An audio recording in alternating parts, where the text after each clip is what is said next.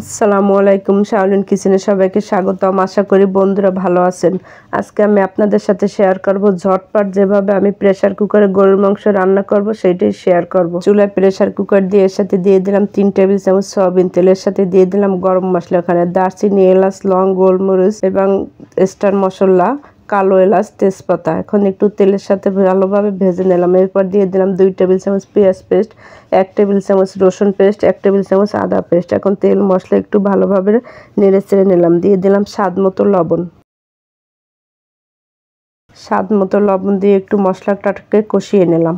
এর সাথে এখন দিয়ে দেব 2 চা চামচ হলুদ গুঁড়া, 2 চা চামচ মরিচ গুঁড়া, 2 চা চামচ ধনিয়া গুঁড়া, 2 চা চামচ জিরা গুঁড়া। এখন একটু নেড়ে চেড়ে সামান্য পানি দিয়ে মশলাটাকে কষিয়ে নেব। মশলাটা ভালোভাবে কষানো হয়ে গেলে এর সাথে দিয়ে দিলাম 2 কেজি পরিমাণ গরুর মাংস।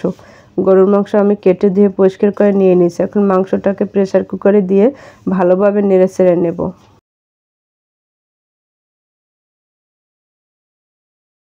এবং ঢাকনা দিয়ে ঢেকে এভাবে কিছু সময় রান্না করলাম। কিছু সময় পর ঢাকনা খুলে নেড়ে নিলাম।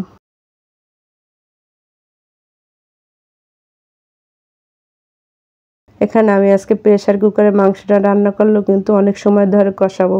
মাংসটা কষাতে প্রায় আমার আধা ঘন্টার মতো সময় লেগেছে। এখন মাংসটা ভালোভাবে কষানোর পর এর সাথে দিয়ে দিলাম 1/2 কাপ পরিমাণ পানি।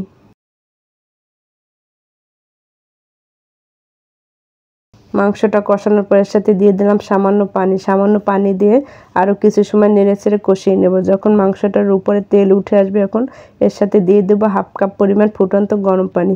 এখন গরম পানিটা দিয়ে আমি ঢাকনা দিয়ে ঢেকে প্রেসার কুকারে ছিটে তুলে নেব।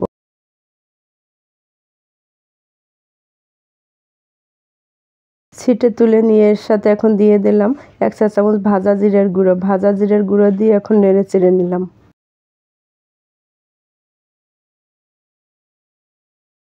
এখন মাংসকে আমি একটা সার্ভিং বলে বেড়ে নিলাম। দেখুন বন্ধুরা, তৈরি হয়ে গেল দারুণ স্বাদের প্রেসার কুকারে গরুর মাংস রান্না।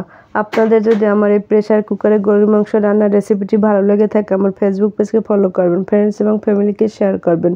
আমার ইউটিউব চ্যানেলকে সাবস্ক্রাইব করে বেল আইকনটি বাজিয়ে রাখবেন যাতে নতুন ভিডিও পেতে পারেন। সবাই ভালো থাকবেন, সুস্থ থাকবেন। আল্লাহ হাফেজ।